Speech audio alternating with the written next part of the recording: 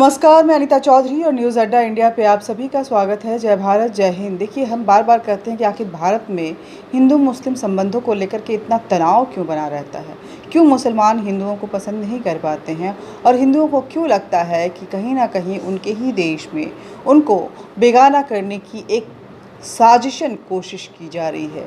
गज़वाए हिंद का डर जो है वो हमेशा उनके मन में सताते रहता है। ऐसा लगता है कि मुस्लिम समुदाय जो है कहीं ना कहीं इस देश की परंपराओं, संस्कृति और जड़ों को मिटाने पे तुले हुए। इसी बात को समझने की कोशिश करेंगे। क्या भारत सच में मई 2014 यानी कि केंद्र में जब सत्ता परिवर्तन हुआ और बहुमत की सरकार बीजेपी की आई, तभी इसके बाद से इस्लामोफोबिया का शिकार हो गया है और हिंदू मुसलमान में वैमनस्य की जो भावना बढ़ गई है, क्या तभी से बढ़ी है? यह प्रश्न प्रासंगिक हैं इसलिए भी क्योंकि इस प्रकार के गंभीर आरोप विपक्षी दल न केवल इस देश के प्रधानमंत्री नरेंद्र मोदी, सत्तारूढ़ भाजपा पार्टी और राष्ट्रीय स्वयंसेवक पर लगाते हैं, अपितु इसकी प्रतिध्वनि जो है वो शेष विश्व में भी सुनी जा सकती है स्पष्ट रूप से। यह ठीक है कि आज भारत में हिंदू मुस्लिम संबंध में सहज भाव नहीं देखने खुलकर ये सामने आ गया है कि मुस्लिम पक्ष जो है वो इस देश में हिंदुओं पे डोमिनेट करना चाहता है। वो हिंदू जो इस देश के मूल निवासी हैं, वो हिंदू जो इस देश की जड़ हैं और जो मुस्लिम भी हैं वो इसी देश की जड़ हैं, वो कन्वर्ट हो गए, धर्म परिवर्तन करके आज वो मुसलमान बन गए हैं। लेकिन कहते हैं कि नया मुल्ला प्याज बहुत खाता है, वैसे ही नए नए कन्वर्जन के शिकार ये मुसलमान भारत के कहीं ना कहीं अपने आप को कट्टर इस्लाम के फॉलोअर्स बनाने के चक्कर में, प्रूव करने के चक्कर में, कट्टर मुसलमान, सबसे बड़ा मुसलमान प्रूव करने के चक्कर में कुछ ऐसी हरकतें करते जा रहे हैं जो कि बहुत सारे इस्लामिक देश भी नहीं करते हैं। हम देखते हैं कि अक्सर दोनों समुदायों में तनाव, संघर्ष और दंगे के रूप में हिंसा की खबरें आती रहती हैं, परंतु क्या विगत 1310 वर्षों में ऐसा कोई समय नहीं था जब मुस्लिमों का देश के मूल निवासियों हिंदू, बौद्ध, जैन और सिखों के साथ संबंध सामान्य हो? विश्व के जिन देशों में मुसलमान अल्पमत में हैं, जैसे फ्रांस, ब्रिटेन, अमेरिका, म्यांमार इत्यादि में, क्या वहाँ उनके और स्थानीय लोगों के बीच में संबंध जो है बड़े ही प्यार भरे हैं? सबसे महत्वपूर्ण कि क्या जो देश घोषित रूप से इस्लामी हैं, क्या वहाँ मुस्लिमों का अल्पसंख्यकों के साथ, अपने ही मुस्लिम समुदाय के अल्पसंख्यकों के साथ और बाकी गैर मुस्लिम समुदाय के अल्पसंख्यकों के साथ क्या बहुत ही सौहार्दपूर्ण संबंध है? ये सारे सवाल हैं। हाल ही में पाकिस्तान स्थित सिंध में उमरकोट में 8 वर्षीय हिंदू बच्ची जो कि भील समुदाय से थी, उसका जिहादी मानसिकता वाले लोगों ने न केवल सामूहिक बलात्कार किया, उसके साथ दुष्कर्म किया, न उसके बाद भी उनका जी नहीं भरा तो उन्होंने मासूम के चेहरे को नोच खरोच दिया, उसकी आंखें तक नोच डाली। इससे पहले 20 अगस्त को ही पाकिस्तान के खैबर पख्तूनवा स्थित एक स्कूल में सिख अध्यापिका दीना कौर का स्थानीय जिहादियों ने अपहरण करके जबरन मतांतरण के बाद मुस्लिम से उसका निकाह करा दिया था। दीना के बलात्कार के बाद स्थानीय प्रशासन के सहयोग से जबरन मतांतरण और निकाह के लिए बाध्य किया गया था उसको। भारत सरकार ने इस पर अपनी गंभीर चिंता जताई थी और आपत्ति प्रकट की थी। दीना कोई पहली युवती नहीं थी जिसके साथ मजहबी प्रताड़ना जो दी गई थी और वो मजहबी यातना की शिकार हुई थी। ऐसे मामलों की एक लंबी फहरिस्त है। इस मामले में बांग्लादेश का रिकॉर्ड भी बेहद दागदार है। 24 जुलाई, अभी हाल ही के बीते 24 जुलाई को बांग्लादेश में हिंदू समाज पर मजहबी हमले, हिंदू शिक्षकों की हत्या, हिंदू महिलाओं के बलात्कार के विरोध में कई संगठनों ने देशव्यापी प्रदर्शन करते हुए चटगांव में एक मार्च निकाला था जिसको पूरे विश्व ने देखा था। यह कोई हालिया मजहबी उन्माद नहीं। विभाजन के समय पश्चिम पाकिस्तान, जो वर्तमान में पाकिस्तान के नाम से जाना जाता है, हिंदुओं सिखों की आबादी 15-16% थी, तो पूर्वी पाकिस्तान यानी कि बांग्लादेश में हिंदू बौद्ध की संख्या 28 से 30% थी। 75 वर्षों के बाद इनकी संख्या क्रमशः 1.5% और 9% भी नहीं रह गई है। इसके लिए कौन जिम्मेदार है, ये जानना और समझना बेहद ज़रूरी है कि आखिर पाकिस्तान में, भारत में मुसलमानों की संख्या लगातार बढ़ रही है, उनके परसेंटेज बढ़ रहे हैं, तो पाकिस्तान में जो हिंदू, सिख, बौद्ध थे वो कहाँ गायब हो गए हैं, आखिर वो कहाँ चले गए। बांग्लादेश के हिंदू और मुसलमान की जनसंख्या के अंतर को देखें तो जहां वो 28 से 30% तक थे, आज 9% भी नहीं रह गए हैं। कहाँ चले गए ये लोग, क्या हुआ इनके साथ, ये जानना बेहद ज़रूरी है। पाकिस्तान में अल्पसंख्यक ही नहीं, इस्लामी समाज से निष्कासित अहमदी मुस्लिम समाज भी मजहबी यातनाओं को झेल रहा है। पिछले दिनों कट्टरपंथी मुसलमानों ने इन समुदाय के 16 कब्रों के साथ बेअदबी कर दी। दीन के नाम पर वैश्विक मुस्लिम समाज में शिया सुन्नी के बीच हिंसक संघर्ष जो है सदियों पुराना इतिहास है।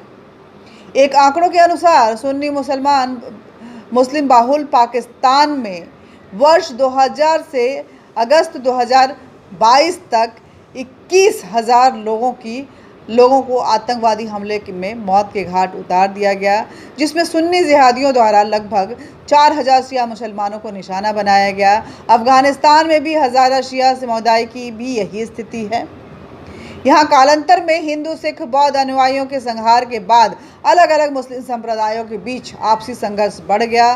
स्वयं को सच्चा मुसलमान सिद्ध करने के चक्कर में तालिबान, IS खुरासान जैसे जिहादी संगठनों एक दूसरे के खून के प्यासे हो गए, और इसका प्रमाण क्या है, आज का अफगानिस्तान, जिसे हम देख रहे हैं कि किस तरह से वहाँ सच्चे कट्टर मुसलमान के चक्कर में आम जनता को प्रताड़ित किया जा रहा है। वहाँ के मुसलमान तालिबान से, IS खुरासान से और इस जैसे कई हक्कानी ग्रुप से, ऐसे कई जिहादी आतंकवादी ग्रुप है जिससे वो परेशान है, दाने दाने को मोहताज हैं।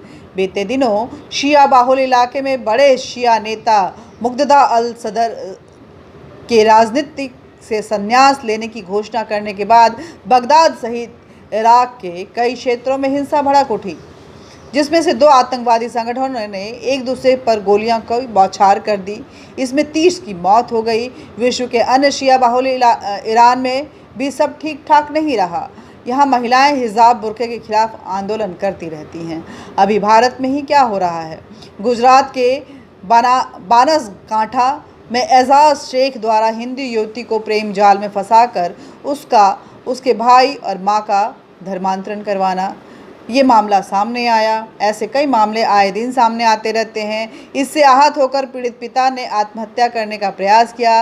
राजधानी दिल्ली के संगम विहार में 25 अगस्त को प्रेम जाल में फंसाने में विफल अरमान अली ने नैना शर्मा की गोली मारकर हत्या कर दी। अभी झारखंड में हमने देखा कि ना कहने पर किस तरह से अंकिता सिंह को पेट्रोल डालकर जला दिया गया। शाहरुख ने पेट्रोल डालकर जलाया, नईम पेट्रोल लाया, और जो DGP मुस्तफ़ा था वो शाहरुख और नईम को बचाने में लग गया। झारखंड के दुमका में 23 अगस्त की रात को हमने देखा कि 16 वर्षीय नाबालिग छात्रा अंकिता सिंह को उसके पड़ोसी शाहरुख हुसैन ने इसलिए आग लगाकर मार डाला क्योंकि अंकिता ने इस्लामी मतांतरण से इनकार कर दिया था। अब सब लव जिहाद का परिणाम है। इसमें प्रेम से अधिक मजहबी दायित्व की पूर्ति की जो बदबू है वो सामने आती है। झारखंड में ही पलामू स्थित मुरमातू गांव में 29 अगस्त को महादलितों पर मुस्लिम समुदाय के लोगों ने हमला करके उनके घरों को ध्वस्त कर दिया।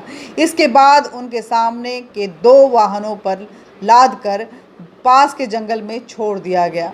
मुस्लिम पक्ष का दावा है कि महादलितों ने मदरसों की ज़मीन पर कब्जा करके रखा था। यदि मुस्लिम हमलावरों के स्थान पर हिंदू समाज का कोई व्यक्ति होता तो अब तक क्या हाल होता इस देश में, आप समझ सकते हैं।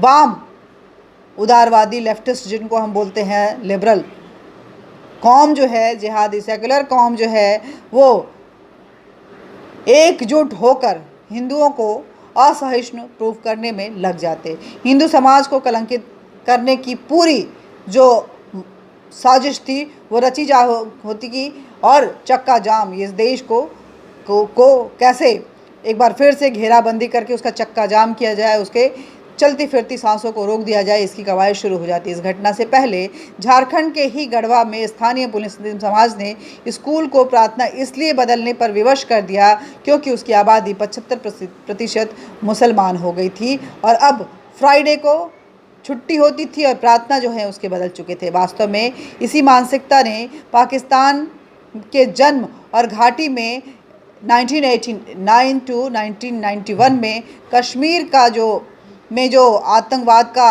नंगा खेल खेला जा रहा था उसका परिणाम रहा। ये सारी बातें जो हैं बेहद आम हैं, हम सभी जानते हैं कि जहाँ मुस्लिम होंगे वहाँ इस तरह की घटनाएं जो हैं वो होती ही रहेंगी। कश्मीर के नरसंहार को हमने देखा था कि किस तरह से मुस्लिम समुदाय ने हिंदुओं को वहाँ से पलायन करने पे विवश कर दिया था, जेनोसाइड हुआ था, महिलाओं के साथ अभद्रता हो रही थी, लेकिन सब लोग चुप थे। उस समय के भी सेकुलर जिहादी समाज, लेफ्ट लिबरल समाज जो है उनको इससे कोई फ़र्क नहीं पड़ता था क्योंकि विक्टिम जो था वो हिंदू था। राजनीतिक वैचारिक कारणों से कुछ लोग हिंदू मुस्लिम संबंधों की बढ़ती खटास के लिए भाजपा आरएसएस पर दोषारोपण कर सकते हैं, किंतु प्रश्न यह है कि वह कौन सा मजहबी चिंतन, विचारधारा और मानसिकता है जिसके कारण इस्लामी देशों में भी मुस्लिम और अन्य मुस्लिम के साथ शांति के साथ नहीं रह पा रहे हैं। ये सोचने वाली बात है सर। और अगर हम देखें तो मुस्लिम समाज के भीतर कटुता, घृणा और हिंसा ऑलरेडी भरा हुआ है, जो छोटी छोटी बातों पे स्वतः ही प्रेरित हो जाता है और वो कट्टरवादिता की आड़ में खून खराबा, कत्लेआम जो है वो अपना दायित्व समझते हैं। कुरान यही सिखाता है, मदरसे में यही शिक्षा दी जाती है और गैर मुस्लिमों पे कितनी अत्याचार की जाए उन्हें बताता है। ऐसे में अगर भारत के हिंदू सजग हो रहे हैं और अपने आप को कहीं ना कहीं अलर्ट कर रहे हैं तो इसमें गलत क्या है। जय हिंद, जय भारत। मिलते रहेंगे और हमारे बीच बातचीत का ये सिलसिला भी जारी रहेगा, लेकिन हमारे चैनल न्यूज़ अड्डा इंडिया को ज़्यादा से ज़्यादा सब्सक्राइब कीजिए, हमारे इस वीडियो को ज़्यादा से ज़्यादा शेयर कीजिए, लाइक कीजिए, बेल बटन दबा दीजिए और कमेंट बॉक्स में आज के इस परिवेश को कैसे देखते हैं, मुस्लिम समुदाय को कैसे देखते हैं, मुस्लिम देशों को देखते हुए आप क्या समझते हैं, कमेंट बॉक्स में ज़रूर लिखिए। जय हिंद, जय भारत।